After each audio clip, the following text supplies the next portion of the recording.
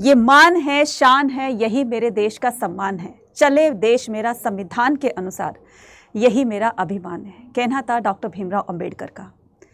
ये सपना सिर्फ डॉक्टर भीमराव अंबेडकर का नहीं था, बल्कि ये सभी भारतीयों का सपना था कि हमारा अपना कॉन्स्टिट्यूशन हो और कॉन्स्टिट्यूशन में वो सभी बातें मेंशन की जा सकें जिसमें कि सभी को एक इक्वलेंसी, सभी को बराबरी का दर्जा दिया जा सके। जो बहुत सालों से इनके साथ में एक्सप्लॉयटेशन हो रहा था, अत्याचार हो रहा था और इनजस्टिस यानी कि अन्याय हो रहा था, उन सभी को खत्म करके हम एक ऐसा कॉन्स्टिट्यूशन बनाएंगे जो सभी के लिए सबसे अच्छा कॉन्स्टिट्यूशन माना जाए। इसीलिए इंडिया के कॉन्स्टिट्यूशन को वर्ल्ड का लेंथीएस्ट कॉन्स्टिट्यूशन और साथ साथ में द बेस्ट कॉन्स्टिट्यूशन माना जाता है। लेकिन ये कॉन्स्टिट्यूशन कैसे बनाया गया, कौन कौन से पॉलिटिकल लीडर्स इसमें शामिल हुए, किस तरह से हमारी कॉन्स्टिट्यूएंट असेंबली बनाई गई, कौन कौन से इसमें मेंबर्स को शामिल किया गया है ना। और बहुत सारी जो है कॉन्स्टिट्यूशन को बनाने बहुत सारी प्रॉब्लम्स को टैकल भी करना पड़ा, लेकिन सभी प्रॉब्लम्स को ओवरकम करते हुए आखिरकार हमारा कॉन्स्टिट्यूशन तैयार कर लिया जाता है। इस चैप्टर को न सिर्फ हम अपने एक हिस्ट्री के चैप्टर की तरह से पढ़ने वाले हैं, बल्कि ये चैप्टर ऐसा चैप्टर है जो आपको लॉन्ग टर्म तक आपको फायदा देने वाला है और लॉन्ग टर्म तक इसकी जो भी मेमोरीज हैं, ठीक है, वो आपके दिमागों में रहने वाली है, ठीक है, और ये आपके आगे भी काम आएगा। क्लियर है? तो आज के इस सेशन के अंदर हम करने वाले हैं क्लास 12th हिस्ट्री का लास्ट चैप्टर जिसका नाम है फ्रेमिंग द कॉन्स्टिट्यूशन। ठीक है, तो फ्रेमिंग कॉन्स्टिट्यूशन को स्टार्ट करते हैं। तो सबसे पहले हम यहाँ पर कुछ बेसिक सी इंफॉर्मेशन लेते हैं हम अपने कॉन्स्टिट्यूशन के रिगार्डिंग। ठीक है, फॉर एग्जाम्पल कि इंडिया का कॉन्स्टिट्यूशन कब अडॉप्ट किया गया, कब इसको इंप्लीमेंट किया गया और कब इसको असाइन किया गया, है ना। ये 3 क्वेश्चन है, मेजर क्वेश्चन है, जिससे बहुत सारे बच्चे कंफ्यूज होते हैं। तो आज के बाद आपकी ये कंफ्यूजन नहीं होगी, I am dead sure for that. ठीक है, तो सबसे पहले यहाँ पर देखिए क्या लिखा हुआ है, the constitution of India came into effect on 26 जनवरी 1950। जैसे कि हम सेकंड क्लास से पढ़ते आ रहे हैं कि इंडिया का संविधान लागू कब किया गया था, 26 जनवरी 1950 को। और जो है इसको क्यों इसी दिन रखा गया था, क्योंकि पहली बार हमने 26 जनवरी 1930 को पहली बार अपने नेशनल फ्लैग के साथ हमने अपना इंडिपेंडेंस डे सेलिब्रेट किया था। उसी दिन को यादगार बनाने के लिए 26 जनवरी को एवरी ईयर हम रिपब्लिक डे के रूप में इसको सेलिब्रेट करते हैं। क्लियर हो गया? अब क्वेश्चन आता है कि इसको अडॉप्ट कब किया गया। ठीक है, क्वेश्चन आता है इसको अडॉप्ट कब किया गया था। इसको अडॉप्ट किया गया था 26 नवंबर 1949 को। ठीक है, अब ये एक और क्वेश्चन आता है जिसमें मुझे लगता है कि मोस्टली बच्चे 90% बच्चे जो है इसका गलत जवाब देते हैं, लेकिन अकॉर्डिंग टू आवर एनसीईआरटी, बस हमें एनसीईआरटी को फॉलो करना है। इस पर साइन कब किए गए थे, तो ये जब हमारा चैप्टर स्टार्ट होता है एनसीईआरटी में, ठीक है, तो उसके फर्स्ट पेज पर जहां पर पंडित जवाहरलाल नेहरू और उनके जो साथ में पॉलिटिकल लीडर्स हैं उसको साइन कर रहे हैं, तो उसके नीचे वो कंटेंट दिया हुआ है। ठीक है, वहां पर लिखा हुआ है इसको साइन किया गया था। ठीक है, इसको साइन किया गया था कब, दिसंबर 1949 के अंदर। ठीक है, तो ये आपको 3 क्वेश्चन हो गए ना, मतलब इंप्लीमेंट कब किया गया था 26 जनवरी 1950 को, अडॉप्ट कब किया गया था 26 नवंबर 1949 को, और इसको साइन कब किया गया था, दिसंबर 1949 को। कुछ बच्चे बोलते हैं कि मैम 24 जनवरी, बच्चा वो गलत है, हमें एनसीईआरटी के अकॉर्डिंग ही चलना है। ठीक है, नाउ दुनिया का लार्जेस्ट या लॉन्गेस्ट कॉन्स्टिट्यूशन है ये। ठीक है, it is lengthy and the complex, because क्यों ये इतना लेंथी, क्यों इतना ये कॉम्प्लेक्स माना गया है, क्योंकि इसमें हर एक सिटीजन के बारे में अच्छी तरीके से सोच समझकर हमारा कॉन्स्टिट्यूशन बनाया गया है। यानी कि अलग अलग इंडिया के अंदर डाइवर्सिटी है ना, इंडिया एक डाइवर्स कंट्री है, तो अलग अलग सभी कमिटीज के लिए या सभी फील्ड्स के लोगों के लिए कुछ ना कुछ इसमें अच्छे अच्छे प्रोविजंस रखे गए, इसीलिए इंडिया का कॉन्स्टिट्यूशन वर्ल्ड का लॉन्गेस्ट कॉन्स्टिट्यूशन माना जाता है। ठीक है, because India has a huge size and the large scale of diversity. The Indian constitution was framed between the India का constitution जो है वो कब से कब तक के फ्रेम किया गया है ना, तो इंडिया का constitution जो है वो बिटवीन द दिसंबर 1946 से स्टार्ट हुआ था और नवंबर 1949 तक पूरी तरीके से इसको कंप्लीट कर लिया गया था। ठीक है, इसके कितने सेशंस हुए और कितने सेशंस का मतलब इससे कितनी मीटिंग हुई तब जाकर के इसको फाइनलाइज किया गया था, राइट। तो इसमें टोटल 11 सेशंस होते हैं, टोटल इसमें 11 सेशंस किए जाते हैं और 11 सेशंस के बाद जाकर के इसको पूरी तरीके से कंप्लीट कर लिया जाता है। ठीक है, इसको स्टार्ट कब किया गया था, दिसंबर 1946 से लेकर के, और लगभग इसको, ठीक है, लगभग इसको कितना टाइम लगा था, इसको टाइम लगा था 2 ईयर्स। ठीक है, 2 ईयर्स 11 मंथ, 2 ईयर्स 11 मंथ और 18 डेज। ठीक है, 18 डेज, ये अप्रॉक्स टाइम है, right. There were the various committees, इसके लिए हमारे कॉन्स्टिट्यूशन असेंबली में बहुत सारी कमिटीज और सब कमिटीज बनाई गई, सभी के प्रेसिडेंट बनाए गए, सभी के अध्यक्ष बनाए गए कि आपको ये काम करना है या करवाना है, ताकि हमारा कॉन्स्टिट्यूशन जो है वो अच्छा बने, राइट। नेक्स्ट अब बात करते हैं, नेक्स्ट हमारा टॉपिक आता है ट्यूमुल्टियस टाइम। मैडम ये ट्यूमुल्टियस टाइम क्या होता है? ट्यूमुल्टियस टाइम वो होता है जिसमें एक तरफ खुशी भी होती है तो एक तरफ गम भी होता है। जैसे मान लो आपके घर में कल कोई फंक्शन है और आज आपका बोर्ड का एग्जाम है। अब आप क्या करोगे? फंक्शन को अटेंड करोगे क्योंकि घर में रिलेटिव्स आए हुए हैं, आपके कजन्स आए हुए हैं ना, खूब मौज मस्ती चल रही है और आप कमरे में बैठ के पढ़ रहे हो। तो एक तरफ आपको खुशी है कि यार कल जो है हमारे घर में फंक्शन है और बहुत बड़ा फंक्शन है, लेकिन साथ साथ में टेंशन भी तो बनी हुई कि आपको बोर्ड एग्जाम है। तो यही सिचुएशन थी कि इंडिया फ्री तो हो गया, इंडिपेंडेंट तो हो गया, लेकिन साथ साथ में इंडिया दो हिस्सों में बट गया, पाकिस्तान और इंडिया दो अलग अलग कंट्री बन गई। तो ये थोड़ा सा दुख का माहौल बन जाता है। तो popular movement quit India struggle, और इसके साथ साथ में क्या हुआ, 1942 में क्विट इंडिया जो मूवमेंट चलाया गया था वो सबसे पॉपुलर मूवमेंट था इंडिया का, ठीक है। इसमें लाखों लोगों ने पार्टिसिपेट किया था, ये पॉपुलर मूवमेंट्स में से एक माना जाता है। इसके अलावा इस क्विट इंडिया मूवमेंट के अलावा सुभाष चंद्र बोस भी अपने तरीके से इस स्ट्रगल में पार्टिसिपेट कर रहे थे, या इंडिपेंडेंसी को अचीव करने के लिए उनका एक अलग तरीका था। ये क्या कर रहे थे, फॉरेन जो कंट्रीज होती हैं उनकी हेल्प से, मतलब उनकी हेल्प कर रहे थे और उनका सपोर्ट जो है वो लेकर के और इंडिया को फ्री करवाना चाहते थे, है ना। तो यहाँ पर ये दो जो है वो बहुत ही इंडिया के दो पॉपुलर मूवमेंट रहे हैं, for the free India and uprising the royal. और फिर इन्होंने क्या किया, इन्होंने इसी के चलते रॉयल इंडियन नेवी, बॉम्बे से क्या किया, रॉयल इंडियन नेवी को स्टार्ट किया, और इसमें धीरे धीरे लगातार जो है वो इनके मेंबर्स की संख्या बढ़ती चली जा रही थी। यानी कि जहां पर हिंदू मुस्लिम के इस रियॉट्स को रोकने के लिए, झगड़े दंगे फसाद को रोकने के लिए, जहां पर कांग्रेस फेल हो रही थी, मुस्लिम लीग फेल हो रही थी, ब्रिटिश गवर्नमेंट भी फेल हो रही थी, वहीं पर एक इंसान ऐसा था जिसका नाम था सुभाष चंद्र बोस। इन्होंने इंडिया में हिंदू मुस्लिम की यूनिटी को बरकरार रखा। इनकी इस नेवी के अंदर, इनकी इस फोर्स के अंदर ये दोनों कमेटी जो है वो आपस में मिलकर बड़े प्यार से रहा करती थी और मिलकर के काम किया करती थी। तो ये भी एक बहुत बड़ा इनके लिए एक एप्रिसिएशन माना जाता है, राइट। तो political parties like the Congress, Muslim League fail to bring the religious harmony between the Hindu and Muslim, but Hindu Muslim की यूनिटी को बरकरार रखते हुए इन्होंने ये कर दिखाया, है ना। फिर क्या करते हैं, फिर हम बात करते हैं ट्यूमुल्टियस टाइम की, with the beginning of the Calcutta killing. Calcutta killing कब हुई थी बच्चा? कलकत्ता किलिंग हुई थी अगस्त 1946 में। 4 दिन की किलिंग होती है ये, ठीक है, 16 से लेकर के, और 19 अगस्त 1946 में कलकत्ता में बहुत बड़े लेवल पर हिंदू मुस्लिम के दंगे फसाद होते हैं, रियॉट्स होते हैं, झगड़े होते हैं ना, एक दूसरे को मार काट रहे हैं, ब्लड शेड हो रहा है चारों तरफ। जो भी, जिसको भी कोई हिंदू दिख जाता, हिंदू को मुस्लिम दिख जाता, मुस्लिम्स को हिंदू दिख जाता, बस वहीं पर उनका मारना पिटना स्टार्ट हो जाता था। Violence continue across the northern and the eastern India almost the year. पूरे साल जो है इंडिया के नदर और ईस्टर्न पार्ट के अंदर इन दोनों कम्युनिटी के जो है वो झगड़े वगैरह चलते रहे और बहुत सारा डिस्ट्रक्शन हुआ। इसका एक जो है मतलब मेन रीजन आप कह सकते हो, जब मुस्लिम लीग ने, मोहम्मद अली जिन्ना ने क्या करवाया था, डायरेक्ट एक्शन डे प्लान करवाया था, ठीक है। डायरेक्ट एक्शन, यहां से भी आपका क्वेश्चन आता है, डायरेक्ट एक्शन डे कॉल किया था। कब डायरेक्ट एक्शन डे किया था? 16 अगस्त 1946 को, ठीक है। तो क्यों करवाया था कि जो भी, क्योंकि ये बार बार अपना एक हिस्सा मांग रहे थे, है ना, कि हमें इंडियन सबकॉन्टिनेंट के अंदर वो एरिया चाहिए जहां पर पूरी तरीके से मुस्लिम मेजॉरिटी हो, जहां पर खुद का अपना राज हो, कोई किसी को जो है वो किसी तरह की कोई अबंडेंस क्रिएट नहीं करेगा, या हम किसी के अंडर में काम करेंगे, इस तरह की हमें नहीं चाहिए कोई भी पावर। हमें अपनी ऑटोनोमस चाहिए, इसीलिए हम एक ऐसा देश बनाना चाहते हैं, एक ऐसा अलग से एरिया लेना चाहते हैं जहां पर बस हम हो और हमारी सरकार हो, है ना। तो इन्होंने पाकिस्तान की डिमांड कर रहे थे। जब पाकिस्तान की डिमांड को पाकिस्तान की डिमांड को जो 1942 के अंदर वो आया था, आपका कैबिनेट मिशन आया था, ठीक है, तो उन्होंने मना कर दिया था, राइट। फिर उसके बाद में आपका क्या होता है, 1942 के अंदर आपका क्रिप्स मिशन आता है, 1946 के अंदर, ये दो भी मैं लिख देती हूँ, ठीक है। 1942 के अंदर क्या आता है, क्रिप्स मिशन आता है, ठीक है। 1942 के अंदर क्रिप्स मिशन आता है और 1946 के अंदर कैबिनेट मिशन आता है, ठीक है।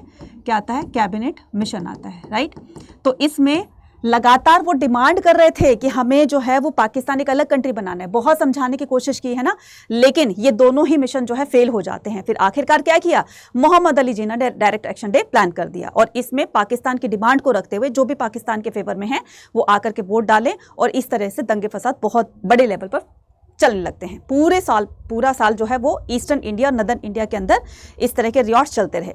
Partition put the numerous Muslim in India and Hindu Sikh Pakistan in difficulty situation. अब देखो पार्टीशन जब हो गया था, राइट, तो एक तरफ पाकिस्तान था, ठीक है, एक तरफ क्या था, इंडिया था। तो इंडिया में जो मुस्लिम रह गए थे, ठीक है, और पाकिस्तान के अंदर सिख जो हिंदू रह गए थे। अब दोनों की सिचुएशन एक जैसी थी, यानी कि कोई अगर इंडिया में गलती से मुस्लिम रह गया तो हिंदू लोग उसको नहीं छोड़ते थे, मारते पीटते थे, और अगर कोई गलती से सिख और यहाँ हिंदू पाकिस्तान में रह गए तो उनको डर लगा रहता था कि कोई भी आकर उनको कभी भी मार सकता है। अब सोचो जरा, सालों से वो रहते आ रहे हैं, उनके जो भी उनके बड़े थे या जो भी उनके एंसेस्टर थे वहीं से ही रहते आ रहे हैं, तो उन्होंने अपना बिजनेस स्टार्ट किया होगा वहीं से, मतलब उनकी आप कह सकते हो कि ये मदरलैंड थी, है ना। लेकिन पता थोड़ी ना था कि इंडिया और पाकिस्तान दो कंट्री अलग अलग बन जाएगी। तो अपना पूरा का पूरा बिजनेस, घर बार वगैरह सबको जो है छोड़ करके और उसको मूव करना था, दूसरी तरफ मूव कर रहा था। बाकी में बहुत ज़्यादा क्रिटिकल सिचुएशन थी उनके लिए, बट उनको करना था, या तो वहाँ पर रहकर पूरी लाइफ अपनी डर कर बिताएं, या फिर एक और प्लान था उनके पास, एक और ऑप्शन था, या फिर वहाँ से सब कुछ छोड़ करके और वापस से इंडिया आकर दोबारा से जीरो लेवल से अपनी ज़िंदगी को स्टार्ट करें। तो ये दो सिचुएशन थी उनके सामने, ठीक है। Now making the constitution assembly. अब क्या होता है 1946 के अंदर इस बात पर सहमति जो होती है कि हम 1946 के अंदर जो है मतलब इंडिया को उनकी ऑटोनोमस या उनको पावर हम दे देंगे, लेकिन उससे पहले आप हमें क्या करो, उससे पहले हमें इंडिया का कॉन्स्टिट्यूशन बनाकर तो दिखाओ, हमें भी तो लगे कि तुम इंडिया को अच्छी तरीके से रन करने में तुम सक्सेस हो गए हो या तुम इस तरीके से उसको रन कर सकते हो। तो ये बहुत बड़ा टास्क था इंडियन लीडर के सामने कि किस तरीके से आप कॉन्स्टिट्यूशन बनाओगे, और कॉन्स्टिट्यूशन को जब तक ग्रीन सिग्नल नहीं मिल जाता तब तक वो पावर हैंड ओवर नहीं करेंगे। तो इस टास्क को हमारे जो पॉलिटिकल लीडर है उन्होंने इसको एक चैलेंजिंग वे में एक्सेप्ट किया कि हम भी बनाकर दिखाएंगे और ऐसा कॉन्स्टिट्यूशन बनाकर दिखाएंगे ना कि तुम देखते रह जाओगे, है ना। और वाकई में हुआ भी ऐसा कि ऐसा कॉन्स्टिट्यूशन बनाया कि वर्ल्ड में किसी भी कंट्री का ऐसा कॉन्स्टिट्यूशन नहीं होगा, ठीक है। तो फटाफट से इसी बात पर लिख दो, ईस्ट और west, India is the best, ठीक है। चलिए, in the winter 1945-46 provisional elections were held. अब क्या होता है, विंटर 1945-46 के अंदर provisional elections were held in India. Second time provisional election होते हैं। पहली बार कब हुए थे, फर्स्ट टाइम हुए थे 1937 में, जब जीओआई 1935 का एक्ट पास हुआ था, तब उस पे ठीक 2 साल बाद 1937 में पहली बार प्रोविजनल इलेक्शंस करवाए जाते हैं। लेकिन इस बार सेकेंड जो करवाए गए थे 1945-46 में करवाए गए थे। The member of the assembly were elected by the member provisional. अब इस कॉन्स्टिट्यूशन असेंबली के मेंबर जो है वो कहाँ से इलेक्ट करके जो है उसमें शामिल किया जाएगा कॉन्स्टिट्यूएंट असेंबली में, है ना। तो ये होंगे जो भी फ्रीडम स्ट्रगल के दौरान जो भी छोटे छोटे जो ग्रुप्स के लीडर बने हुए थे, है ना, उन ग्रुप्स के लीडर में से ही क्या किया जाएगा, एक को इलेक्ट करके और कॉन्स्टिट्यूशन असेंबली का मेंबर बनाया जाएगा। जैसे मान लो कोई भी एरिया है, ठीक है, यूपी लगा लो, कोई भी एरिया लगा लो, है ना, कोई भी स्टेट है, तो उस स्टेट के अंदर बहुत सारे जो है वो पॉलिटिकल लीडर्स हैं। अब इन्हीं पॉलिटिकल लीडर्स में से क्या होंगे, इलेक्शन होंगे, और ये अपने किसी एक को चुन करके क्या करेगी, कॉन्स्टिट्यूशन असेंबली में उसको भेज देगी, ठीक है, वहां पर उनको रिप्रेजेंटेटिव के रूप में उनको भेज देगी। तो द इलेक्शन, अच्छा, इसमें जो है इस पर्टिकुलर एरिया के अंदर क्या होगा, प्रोविजनल जो इलेक्शंस के तौर पर होंगे, है ना, इलेक्शन होंगे प्रोविजनल बेस पर। तो उससे प्रिंसली स्टेट के भी होंगे, ठीक है, मेंबर्स होंगे उसमें, और ठीक है, और नॉर्मल पब्लिक से भी होंगे और पॉलिटिकल लीडर्स भी होंगे, ठीक है। इस तरीके से ये सभी के सभी को इन्वॉल्व करते हुए हमारी कॉन्स्टिट्यूशन असेंबली बनाई गई। और टोटल इसमें जो है बच्चा 300 मेंबर्स जो है वो इलेक्ट करके हमारी पूरी असेंबली बनाई जाती है। तो टोटल मेंबर कितने थे, 300, ठीक है, टोटल मेंबर 300। यहां से भी क्वेश्चन आएगा, ठीक है। तो the election assembly were held इन 1946, यहाँ से भी क्वेश्चन आएगा। तो ये जो है इलेक्शन जो थे provisional elections, universal adult franchise, पहले तो यूनिवर्सल एडल्ट फ्रेंचाइजी के तौर पर नहीं करवाने दिए जाते थे इलेक्शंस, लेकिन धीरे धीरे ये सिचुएशंस चेंज होती चली गई। अब यूनिवर्सल एडल्ट फ्रेंचाइजी के बेस पर इलेक्शंस करवाए जाएंगे। The elections of the assembly was held in 1946 apart from the member elected by the provisional British India. इसमें कौन कौन से होंगे? Provisions of British India, India में जहां जहां पर ब्रिटिशर्स का कंट्रोल था, ठीक है। The assembly also representative to the princely state. कितने प्रिंसली स्टेट थे? 565 थे। यानी कि हमारी पॉलिटिकल पार्टी के लीडर तो थे ही थे, साथ साथ में प्रिंसली स्टेट के भी रिप्रेजेंटेटिव्स होंगे, साथ साथ में ब्रिटिशर्स के भी होंगे। इस तरीके से पूरी कॉन्स्टिट्यूएंट असेंबली में हमारे मेंबर्स को इलेक्ट करके और पूरी असेंबली बनाई जाएगी, ठीक है। नाउ लेकिन इसको बनाने से पहले हम क्या करते हैं? इसको बनाने से पहले कुछ और चीजों के बारे में जानेंगे। जो 6 इसमें बताए गए हैं, 6 लोगों ने इसमें बहुत इंपॉर्टेंट रोल प्ले किया, ठीक है। जो 6 हमारे पॉलिटिकल लीडर थे वो कौन कौन थे? तो पहले हम इस बात को जानते हैं, देन हम आगे बढ़ेंगे, ठीक है। क्लियर? चलिए जी।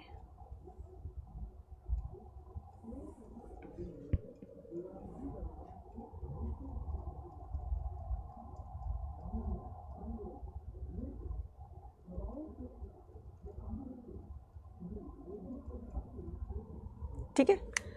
सो इम्पॉर्टेंट लीडर्स की बात करती हूँ, ठीक है। इंपॉर्टेंट लीडर्स की बात करें तो ये इंपॉर्टेंट लीडर कौन कौन थे, ठीक है।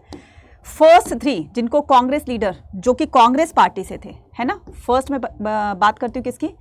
डॉक्टर राजेंद्र प्रसाद, ठीक है। राजेंद्र प्रसाद ये कौन थे? ये कॉन्स्टिट्यूशन असेंबली के प्रेसिडेंट थे,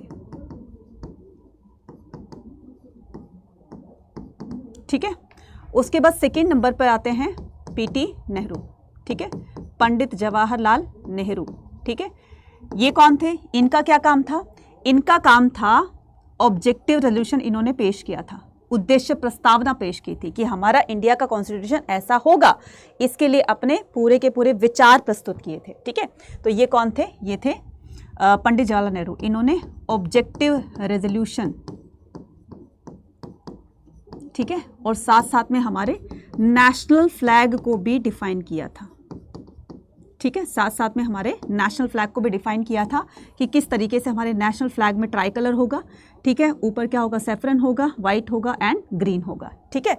और बीच में क्या होगा? अशोक चक्र होगा। तो इस तरीके को डिफाइन करना, हमारे नेशनल फ्लैग को डिफाइन करना, ये प्रस्ताव भी किनका था? इनका था, पंडित जवाहरलाल नेहरू का। थर्ड जो थे सरदार वल्लभ भाई पटेल, ठीक है। इनका क्या काम था? इनका काम था बिहाइंड द सीन काम करना, है ना। वैसे फ्रंट में तो बहुत सारे काम होते हैं, लेकिन पीछे भी बहुत सारे काम होते हैं। जैसे मान लो मैं भी आपको पढ़ा रही हूँ, है ना। अब ऐसा नहीं है कि मैं आपको पढ़ा रही हूँ और सीधा डायरेक्ट हो जाए। तो बच्चे कैमरे हैं, है ना, लाइटें हैं, ठीक है, और पीछे पूरी की पूरी बैकअप टीम होती है। जैसे मूवी में देख लो ना, फ्रंट में कौन होता है? हीरो हीरोइन होती है, लेकिन पीछे बहुत सारे लोग लगे होते हैं उस पर्टिकुलर एक मूवी को बनाने में। इसी तरीके से बिहाइंड द सीन काम कर रहे थे, ठीक है। कौन? बिहाइंड द सीन कौन काम कर रहे थे? सरदार वल्लभ भाई पटेल, ठीक है। अब आते हैं हम फोर्थ पर, डॉक्टर भीमराव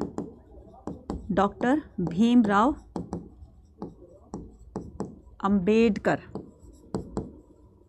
ठीक है। ये कौन थे? Chairperson of the drafting committee, chairperson of drafting committee, ठीक है। नाउ इनको असिस्ट करने के लिए 2 लोग और थे, ठीक है, जिनमें एक का नाम था के.एम. मुंशी,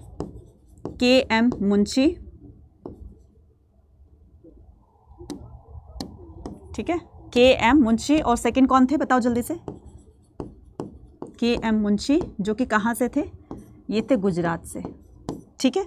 और 6th जो थे वो थे के.एम. मुंशी और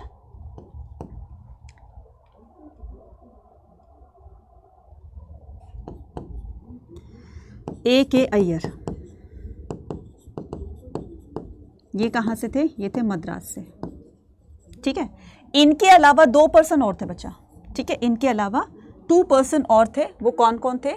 जो कि लीगल एक्टिविटीज़ को बहुत अच्छे से करना जानते थे, है ना। इनमें से एक थे कौन? इसमें से एक थे B.N. राव। B.N. राव कौन थे? ये कॉन्स्टिट्यूशनल एडवाइज़र थे,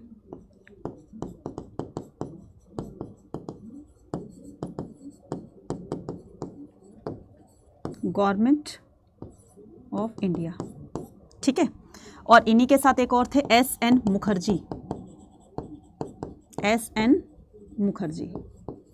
ठीक है, ये लीगल एक्टिविटीज़ को, राइट, ये लीगल एक्टिविटीज़ को बहुत अच्छे से, यानी कि जो भी कानूनी दाव पेच होते हैं उनको बहुत अच्छे से जानते थे, है ना, कि किस कॉन्स्टिट्यूशन में, मतलब किस कंट्री के कॉन्स्टिट्यूशन में कुछ ऐसे पॉइंट भी मेंशन थे जिसकी वजह से लोगों ने अपोज किया उनको, है ना, वो चीज़ें हम अपने कॉन्स्टिट्यूशन में नहीं रखेंगे। इस बात को पूरी तरीके से रिसर्च करके और ये हेल्प कर रहे थे। तो ये टोटल 6 मेंबर हैं, ठीक है, तो जिन्होंने बहुत ही क्रूशियल रोल प्ले किया, ठीक है, जिन्होंने बहुत इंपॉर्टेंट रोल प्ले किया।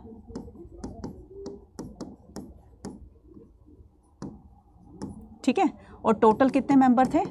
टोटल कितने मेंबर थे? 300। ठीक है, चलिए नेक्स्ट मूव ऑन करते हैं। Making the constitution assembly. Constitution assembly had the 300 members of the 6 member played the particularly important role। 3 were the representative of Congress, जिनको कांग्रेस ट्रायो कहा जाता है। अभी मैंने सब कुछ बता दिया, जवाहरलाल नेहरू, वल्लभ भाई पटेल और डॉक्टर राजेंद्र प्रसाद। इसके अलावा कौन थे? इसके अलावा 3-4 हमने क्या किए, 3 और 2, इसके अलावा हमने 5 और देखे, है ना, इन 3 के अलावा, तो टोटल 8 थे, right. It was the Jawaharlal Nehru moved the crucial objective resolution as well as resolution proposing that the national flag of India horizontal tricolor of saffron। ठीक है, नेक्स्ट हम बात करेंगे क्या? नेक्स्ट बात करेंगे हम मेकिंग ऑफ कॉन्स्टिट्यूशन असेंबली की। बिसाइड द कांग्रेस ट्रायो, इनके अलावा जो 3 हमने अभी कांग्रेस ट्रायो के बारे में पढ़ा, उनके अलावा एक लीडर और थे जिन्होंने जो कि बहुत इंपॉर्टेंट मेंबर माने जाते हैं कॉन्स्टिट्यूशन असेंबली के। ये कौन थे? एक लॉयर थे, एक इकोनॉमिस्ट भी थे, जिनका नाम था doctor Bhimrao Ambedkar. During the period British rule, जब ब्रिटिश रूल चल रहा था, तो इन्होंने इसी के दौरान, जब स्ट्रगल चल रही थी हमारी, ठीक है, फ्रीडम स्ट्रगल चल रही थी, तो उसी दौरान इन्होंने सेपरेट इलेक्शन की डिमांड करी थी। और सेपरेट इलेक्शन की डिमांड को लेकर के ब्रिटिशर्स के पास जाते, तो ब्रिटिशर्स ने डन कर दिया कि भाई ठीक है तुम करवा लो, क्योंकि मुस्लिम लीग को भी उन्होंने क्या किया था, इलेक्शन, सेपरेट इलेक्शन कराने की डिमांड को उनको एक्सेप्ट कर लिया था। सेम इसी तरह से ये भी पहुंच गए, इनकी डिमांड को भी एक्सेप्ट कर लिया। लेकिन जब महात्मा गांधी को पता चला कि ये भी डिप्रेस क्लास लोगों के लिए सेपरेट इलेक्शन करवाना चाहते हैं, तो महात्मा गांधी ने इनको बहुत समझाया कि तुम्हें रिजर्वेशन, मतलब तुम जो है सेपरेट इलेक्शन मत कराओ, तो बीच का रास्ता निकालते हैं। बीच का रास्ता क्या निकला उनका? रिजर्वेशन का रास्ता निकला कि ठीक है मैं सेपरेट इलेक्शन नहीं करवाते हूँ, क्योंकि सेपरेट इलेक्शन का ये एक रिजल्ट देख चुके थे, हिंदू मुस्लिम के झगड़े किस तरीके से बढ़ रहे थे, और इतने ज़्यादा बढ़ रहे थे कि एक दूसरे के जानी दुश्मन बन गए थे, है ना। तो वो सिचुएशन नहीं चाहते थे, तो बहुत सोच समझ कर इन्होंने डिसीजन लिया कि ठीक है मैं सेपरेट इलेक्शन नहीं करवाती हूँ, लेकिन रिजर्वेशन ये इनको एंश्योर कर देता हूँ कि उनको रिजर्वेशन दी जाएगी, और हर एक गवर्नमेंट ऑफिसेज, इंस्टीट्यूशंस, जो भी एजुकेशन इंस्टीट्यूशन होंगे, सभी में इनको बराबरी का दर्जा दिया जाएगा, है ना। तो यहाँ से रिजर्वेशन का कंसेप्ट निकलता है, और ये रिजर्वेशन वाला कंसेप्ट जो था वो पूना पैक्ट में एक्सेप्ट किया जाता है। पूना पैक्ट किस किस के बीच में हुआ था? जो कि हुआ था 1932 के अंदर, ठीक है, जो कि हुआ था कब? 1932 के अंदर। क्लियर बच्चा? यहाँ तक क्लियर है? यहाँ तक क्लियर है सभी को? क्लियर है? ठीक है,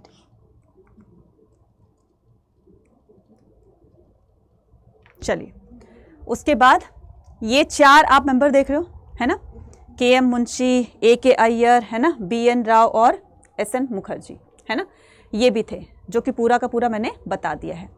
नेक्स्ट हम बात करेंगे यहाँ पर किस उसमें बात करेंगे हम, name the important name of the committees. ठीक है, तो यहाँ पर कुछ मैं इंपॉर्टेंट कमिटीज़ के नाम बता रही हूँ, ठीक है, उसको ध्यान से देखिएगा। Important name of the committees president, ठीक है, कमिटीज़ और प्रेसिडेंट के नाम यहाँ पर हम क्या कर रहे हैं, बात कर रहे हैं। तो सबसे पहले यहाँ पर कमिटीज़ के नाम लिखे हुए, उनके प्रेसिडेंट जो बनाए गए थे, इनके हेड बनाए गए थे, ताकि वो अपना काम जो है अपने लेवल पर उनको करवा सकें। तो रूल्स ऑफ प्रोसीजर कमेटी के अध्यक्ष कौन थे? Doctor Rajendra Prasad. Union power के पंडित जवाहरलाल नेहरू। यूनियन कॉन्स्टिट्यूशन के जो कमेटी थी उसके भी अध्यक्ष कौन थे, प्रेसिडेंट कौन थे? जवाहरलाल नेहरू। प्रोविजनल कॉन्स्टिट्यूशन सरदार वल्लभ भाई पटेल। स्टीयरिंग कमेटी के प्रेसिडेंट कौन थे? Doctor Rajendra Prasad. Drafting committee के प्रेसिडेंट कौन थे? Doctor Bhimrao Ambedkar. Flag committee के प्रेसिडेंट कौन थे? JB कृपलानी। ठीक है, उसके बाद स्टेट कमेटी जो बनाई गई थी उनके प्रेसिडेंट थे पंडित जवाहरलाल नेहरू। एडवाइजरी कमेटी के अध्यक्ष जो थे सरदार वल्लभ भाई पटेल, और उसके अलावा पटेल। ठीक है, उसके अलावा यहाँ पर सुप्रीम कोर्ट की भी एक सब कमिटीज़ बनी थी। ठीक है, सुप्रीम कोर्ट की कमेटी बनी थी जिसके जो प्रेसिडेंट बनाए गए थे वो थे S वर्धाचार्य। उसके बाद फंडामेंटल राइट्स सब कमेटीज बनाई गई थी, जेपी कृपलानी को प्रेसिडेंट बनाया गया था, माइनॉरिटीज़ वाले कमेटी के हेड बनाए गए थे एच.सी. मुखर्जी। उसके बाद है कॉन्स्टिट्यूशनल रिव्यू के लिए किनको रखा गया था, किनको हेड बनाया गया था कि कॉन्स्टिट्यूशन बन जाएगा तब उसको रिव्यू करने का पूरा जो रिस्पॉन्सिबिलिटी थी वो किनकी थी, M.N. वेंकटा चलैया। ठीक है, तो ये कुछ कमेटीज के नाम हैं। कई बार यहाँ से क्वेश्चन आ जाते हैं, लेकिन बोर्ड में तो नहीं पूछा गया है अभी तक, लेकिन CUT में पूछा जा सकता है, इसलिए इसको लाइटली मत लीजिएगा। विजन ऑफ द कॉन्स्टिट्यूशन, हमारे कॉन्स्टिट्यूशन का विजन क्या था? विजन का मतलब होता है उद्देश्य क्या था? उद्देश्य तो यही था कि सभी को इक्वलेंसी का स्टेटस दिया जाए, मतलब सभी को समानता, बराबरी का दर्जा दिया जाए, है ना। कोई भी कंट्री हो, किसी भी कंट्री की हिस्ट्री लगा लीजिए, किसी भी कंट्री के रेवोल्यूशन जहाँ जहाँ पर हुए वहाँ पर आप देख लीजिएगा, हमेशा लोगों की 3 बेसिक डिमांड होती थी। क्या? फ्रीडम, इक्वालिटी और जस्टिस। यही तीनों डिमांड जो है, इसी के बेस पर लोगों ने रेवोल्यूशंस किए, लोगों ने बहुत बड़े बड़े मूवमेंट भी चलाए, प्रोटेस्ट भी किए। इन्हीं के डिमांड को बेस पर रखते हुए क्या किया था, जो भी कॉलोनियल जो रूल चल रहा था उससे उन्होंने अपने आप को फ्री करवाया। तो इसी को ध्यान में रखते हुए हमारे कॉन्स्टिट्यूशन में इन्हीं 3 चीजों पर फोकस किया गया और एक के बाद एक उनमें प्रोविजंस रखते गए। ठीक है, so the objective resolution define the ideal of the constitution independent India. It provide a framework with in which the work constitution making was proceed. तो ये हमारा कॉन्स्टिट्यूशन जो बनेगा, ठीक है, उसका एक ऑब्जेक्टिव क्या होगा, है ना। और इस ऑब्जेक्टिव रेजोल्यूशन को पेश करते हुए पंडित जवाहरलाल नेहरू ने किस तरह से अपने विचार रखे, अपनी जो भी उनकी थिंकिंग थी वो कैसी थी। सो हमारा जो ऑब्जेक्टिव रेजोल्यूशन है ये प्रोक्लेम करता है कि इंडिया अब इंडिपेंडेंट हो गया, सोवर्जन हो गया है और रिपब्लिक हो गया। सोवर्जन का मतलब होता है जो अपने डिसीजन खुद ले सकता है। पहले हमारे डिसीजन कौन लेते थे? हमारी कंट्री के ब्रिटिशर्स लेते थे, उससे पहले मुगल थे, उससे पहले वो थे, उसे अभी तक हमें अपने आप को डिसीजन लेने का हमारे पास राइट नहीं था। लेकिन अब इंडिया इंडिपेंडेंट हो गया है, सोवर्जन हो गया, जो अपने डिसीजन खुद ले सकती है और साथ साथ में रिपब्लिक कंट्री भी हो गई है, जो कि गणतंत्र किसी एक पावरफुल कंट्री से जब अलग होकर के हमारी सबकी मतलब हमारी खुद की अपनी गवर्नमेंट होगी, जिसमें हमारा खुद का फ्लैग होगा, करेंसी होगी, वटेवर, है ना। ये सारी की सारी रिपब्लिक उसमें कहलाती हैं। इट गारंटीड द सिटीजन, ये इंडिया के सिटीजन को गारंटी देता है, कौन? ऑब्जेक्टिव रेजोल्यूशन, कि इंडिया में सभी सिटीजन को जस्टिस, इक्वालिटी और फ्रीडम दी जाएगी। It ensure the safe guard, साथ साथ में ये उन लोगों को भी एक सेफ जोन में रखेगी जो भी लोग माइनॉरिटीज़ में हैं, ठीक है, संख्या में कम है, या बैकवर्ड क्लास से हैं, या ट्राइबल एरिया से हैं, डिप्रेस क्लास पीपल हैं, या फिर अदर बैकवर्ड क्लासेस हैं, उन सभी को भी सेफ जोन में रखा जाएगा। उन सभी के लिए भी कुछ ना कुछ अच्छे अच्छे प्रावधान इसमें हम मेंशन करेंगे। ठीक है, नेक्स्ट बात करते हैं the will of the people. अब लोगों की इच्छाएं क्या थी? लोगों की इच्छा पर ही तो काम किया जाएगा, तभी तो हमारा कॉन्स्टिट्यूशन अच्छा कॉन्स्टिट्यूशन बनेगा ना। तो अब इसी विल को मद्देनजर रखते हुए क्या करते हैं, हमारा कॉन्स्टिट्यूशन फ्रेम किया जाता है। लेकिन कुछ ऐसे भी लीडर थे, जैसे मान लो कि सबसे पहले जो मुस्लिम लीग थी, है ना, मुस्लिम लीग थी, और जो सोशलिस्ट पार्टी थी, उन्होंने मना कर दिया था कि हम इंडिया के कॉन्स्टिट्यूशन को बनाने में कोई हेल्प नहीं करेंगे, क्योंकि ये इंडिया की नहीं है, ये ब्रिटिशर्स की सोची समझी साजिश है, सोची समझी चाल है। वो हमें इस चाल में फंसाएंगे, लेकिन हम नहीं फंसने वाले हैं। तो किस किस ने इसको सबसे पहले मना किया, मतलब वो कर दिया, डिसएग्री किया? तो एक तो आ जाएगा आपका मुस्लिम लीग, और दूसरे कौन आ जाएंगे? सोशलिस्ट पार्टी के जो भी मेंबर्स थे। ठीक है, सोशलिस्ट पार्टी, ठीक है, इन्होंने क्या किया? डिनाई कर दिया। ठीक है, और उन्हीं सोशलिस्ट पार्टी के एक मेंबर थे जिनका नाम था सोमनाथ लाहिरी। इनका मानना था कि ये जो भी कॉन्स्टिट्यूशन असेंबली बनाई गई है, ये ब्रिटिश इंपीरियलिज्म से इन्फ्लुएंस है ना, ये उनकी ही सोची समझी चाल है। मतलब उन्होंने एक ऐसा आइडिया प्लान किया है जिसमें वो खुद तो डायरेक्ट जो पार्टिसिपेट नहीं कर रहे हैं, लेकिन वो तो चले जाएंगे, साथ में जो भी ये बनाई गई है ये उनके कहने पर काम करेगी। इस पर इससे भी विश्वास मत करना, है ना, ये हमारी खुद की नहीं है। लेकिन जैसे जैसे वो खुद इसमें एंटर हुए, और एंटर होने के बाद खुद सारी चीज़ों को अपनी आंखों से देखा, तो धीरे धीरे इनकी मिसअंडरस्टैंडिंग दूर होने लगी, और फिर ये भी कॉन्स्टिट्यूशन असेंबली में जो है पार्टिसिपेट करने लगे बनाने में। ठीक है, नेक्स्ट मूव ऑन करते हैं कि ideal constitution, ideal of the constitution assembly. अब हमारे कॉन्स्टिट्यूशन के आइडियल क्या थे? बहुत तरह के रिफॉर्म करने थे। जो इंडियन सोसाइटी के अंदर जो भी बुरे रीति रिवाज फैले हुए थे, पहले उनको खत्म करना हो। ये तो सोशली तौर पर जब हम बेस रूट को जब तक हम खत्म नहीं करेंगे, उस पर हम बिल्डिंग नहीं बना सकते हैं। रूट क्या थी? रूट थी हमारे इंडिया में जो भी हिंदू सोसाइटी के अंदर जो भी कुछ ऐसे इविल्स थी, या कुछ ऐसी बुरे रीति रिवाज फैले हुए थे, जिनको खत्म करना बहुत जरूरी था। ठीक है, तभी हम एक नया भारत जो है बना सकते हैं। जैसे सती सिस्टम था, सती सिस्टम को अबॉलिश कर दिया था 1829 के अंदर, है ना, लेकिन उसके साथ साथ में बहुत ऐसी सारी चीज़ें भी थी जिनको ख़त्म करना बहुत ज़रूरी था। ठीक है, तो सती सिस्टम को कब अबॉलिश किया गया? सती सिस्टम अबॉलिश्ड कब? 1829 के अंदर। इसी तरीके से विडो रीमैरिज का कंसेप्ट, विडो रीमैरिज एक्ट जो है वो पास किया गया था कब? रीमैरिज एक्ट ये पास किया गया था कब? 1856 के अंदर। इसके अलावा भी बहुत सारे ऐसे सोशल रिफॉर्म्स करने ज़रूरी थे जिसकी वजह से हमारी पर्टिकुलर सोसाइटी में एक अच्छी सी इम्प्रूवमेंट आ सके और लोगों की सोच बदल सके, है ना। तो इसको जो है वो बहुत सारे हमारे सोशल रिफॉर्मर्स थे। ठीक है, जैसे अगर मैं बात करूं राजा राम मोहन राय को, तो राजा राम मोहन राय को फादर ऑफ मॉडर्न इंडिया भी कहा जाता है ना, फादर ऑफ मॉडर्न इंडिया भी कहा जाता है, यानी कि मॉडर्न हिस्ट्री के या मॉडर्न इंडिया के जनक कहा जाता है, जिन्होंने सोशल रिफॉर्म्स करके बहुत सारी बुराइयों का अंत किया था, है ना। चलिए, तो this constitution assembly was being consider the source the expression of the aspiration. ये कॉन्स्टिट्यूशन असेंबली ऐसी कॉन्स्टिट्यूशन असेंबली बनेगी जिसमें हर एक को बोलने का मौका दिया जाएगा, चाहे वो किसी भी कम्युनिटी से बिलोंग करते हो, डिप्रेस क्लास से हो या फिर माइनॉरिटी से हो या फिर जो है ट्राइबल की तरफ से हो, पीजेंट्स की तरफ से हो, विमेन की तरफ से हो, तो सभी को बोलने का चांस दिया जाएगा। किसी को रिस्ट्रिक्ट नहीं किया जाएगा, तुम्हें बोलना है तुम्हें नहीं बोलना है, इस तरह का नहीं होगा। ठीक है, उसके बाद since the 19th century ideal democracy, equality and justice, तो हम इंडिया का कॉन्स्टिट्यूशन बनाएंगे जिसमें पूरी तरीके से डेमोक्रेटिक होगी, है ना। इंडिया को हम एक डेमोक्रेटिक कंट्री बनाएंगे और तब से लेकर आज तक इंडिया एक डेमोक्रेटिक कंट्री कहलाती है, जिसमें पूरी तरीके से डेमोक्राइजेशन है। ठीक है, एक और कंट्री है तो वो मुझे आप कमेंट सेक्शन में लिखकर बताना कि दूसरी कंट्री कौन सी है जिसमें आज तक इंडिया की तरह से ही वहां पर भी डेमोक्रेसी देखी जाती है। ठीक है, चलिए, the social reformers in the 19th century were pleading for the social justice, they oppose the child marriage. तो सबसे पहले इस चाइल्ड मैरिज को खत्म करना था, क्योंकि यही एक ऐसी रूट थी जिससे बहुत सारी प्रॉब्लम्स क्रिएट होती हैं, है ना। छोटे बचपन में शादी हो जाती थी, है ना, लड़का लड़की, लड़कियां और लड़की की एज में बहुत सारा डिफरेंस होता था, बहुत सारी कॉम्प्लेक्सिटीज़ होती थी, जिसकी वजह से जैसे लड़की की डेथ हो जाती थी, लड़की विधवा हो जाती थी, फिर विधवा को सती सिस्टम जब हो रहा था तो उसको अपने पति की चिता के साथ जलना होता। तो मेन रूट जो थी वो चाइल्ड मैरिज थी, है ना। इससे जो है वो एजुकेशन पर भी बहुत लोग ध्यान नहीं देते थे इसी के चलते। तो सबसे पहले हमें क्या करना है? चाइल्ड मैरिज को अबॉलिश करना है। And demanded widow remarriage, the camping of the Swami Vivekananda to reform the Hinduism. Swami Vivekananda ji ने एक कैंपिंग चलाया, ठीक है, एक कैंपिंग चलाया जिसमें उन्होंने हिंदू सोसाइटी को रिफॉर्म करने की रिस्पॉन्सिबिलिटी ली। जितने भी बुराइयां हैं धीरे धीरे एक एक करके हमें ख़त्म करना है। इसके अलावा महाराष्ट्र में ज्योतिबा फुले थे, है ना, वो भी क्या कर रहे थे?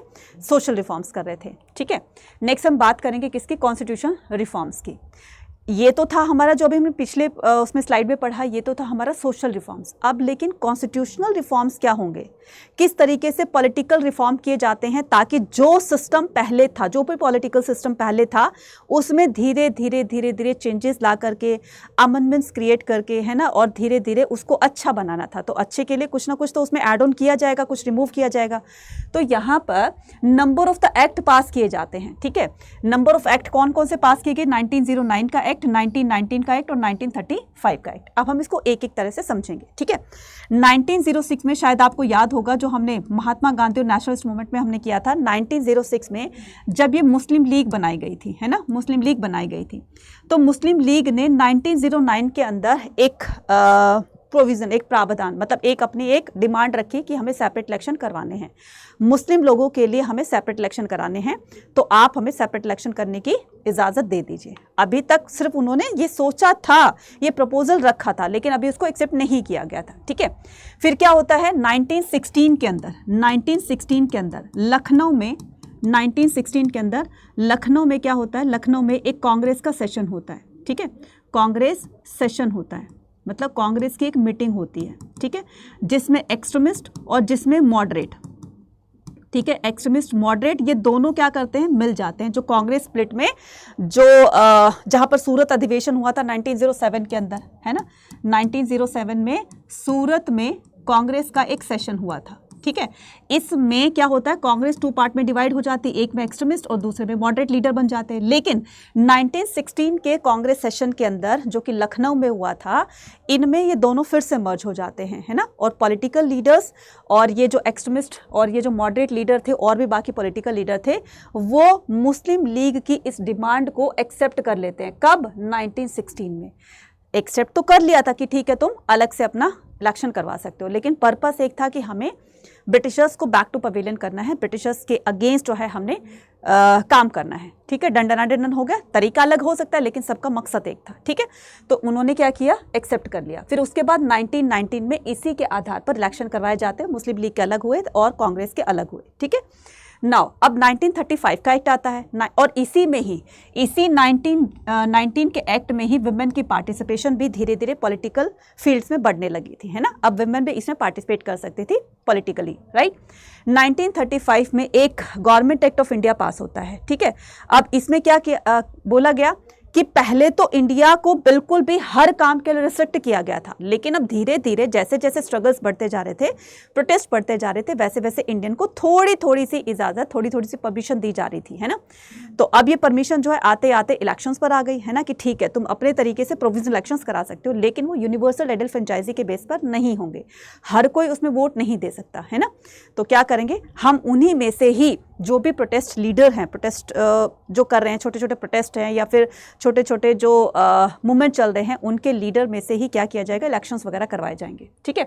तो एग्जीक्यूटिव, अब ये जो 1935 का एक्ट जो होगा, पहले उससे पहले 1919 में क्या होता था, executive was made partially responsible the provisional legislature 1919 and entirely responsible under the government act of India 1935, ठीक है। ड्यूरिंग द इलेक्शन 1935 में ये जो इलेक्शन, प्रोविजनल इलेक्शंस की डिमांड जो थी, वो प्रपोजल रखा जाता है, लेकिन इसको लागू करते करते 2 साल निकल जाते हैं। और 1937 के अंदर जब इलेक्शन करवाए जाते हैं, प्रोविजनल इलेक्शंस का मतलब होता है प्रांतीय चुनाव, प्रांतों के आधार पर वहां पर चुनाव करवाए जाएंगे, इलेक्शंस करवाए जाएंगे, है ना। अभी पूरे ऑल ओवर इंडिया में उनको राइट नहीं दिया गया था, सिर्फ प्रांतों के आधार पर इलेक्शंस करवाए जाएंगे, है ना, उनको प्रोविजनल इलेक्शंस कहते हैं। तो जब ये प्रोविजनल इलेक्शन करवाए गए तो 11 प्रोविंसेस में से 8 प्रोविंसेस में कांग्रेस बहुत बिग मेजॉरिटी के साथ में क्या करती है, जीत जाती है। और मुस्लिम लीग जो है वहाँ से बुरी तरीके से हार जाते हैं जहाँ पर हिंदू मेजॉरिटी थी, है ना। लेकिन मुस्लिम लीग वहाँ से लीड करती है, वहाँ अच्छा परफॉर्म करती है जहाँ पर मुस्लिम लोग थे, है ना, क्योंकि वो तो उन्हीं को वोट देंगे, राइट। और टोटल पूरे ऑल ओवर इंडिया के अंदर, ठीक है, earlier provisional bodies were elected by the electorate very small, though the size of the electorate was expanded over the years, but even 1935 it remained the limited 10 to 15% of the adult. आप भी आज भी देखोगे कि India में पूरे 100% vote, जब vote होते हैं तो पूरे लोग वोट नहीं डालते हैं। हो सकता है किसी न किसी वजह से, है ना। पहले तो क्या होता था, चलो मान लेते हैं कि लैक ऑफ जो है वो अवेयरनेस थी, लोगों को नहीं पता था कि वोट की कीमत क्या होती है, वैल्यू क्या होती है ना। और साथ में इतना एजुकेशन को भी वो नहीं इतना इंपॉर्टेंस देते थे, है ना। ठीक है पढ़ लिया, गर्ल्स को तो पढ़ने भी नहीं दिया जाता था, तो लोग वोट की वैल्यू को, इलेक्शन को बिल्कुल नहीं समझते थे कुछ भी, है ना। तो चलो ये तो मान लिया, लेकिन आज भी कुछ लोग ऐसे होते हैं कि यार सरकार कोई भी बनो, गवर्नमेंट कोई भी बनो, हमें क्या करना है ना, चल छोड़, नहीं देते हैं वोट, कुछ ऐसा ही होता होगा, है ना।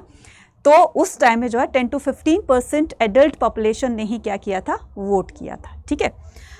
During this period there was the universal adult franchise, ठीक है। डिफाइनिंग द राइट, अब राइट को डिफाइन करना हमारे कॉन्स्टिट्यूशन असेंबली में लीडर्स के सामने सबसे बड़ा टास्क था। राइट दिए जाए, राइट दिए जाए, राइट दिए जाए, सभी लोग डिमांड कर रहे थे, भाई राइट क्या होते हैं, सबसे बड़ा टास्क था।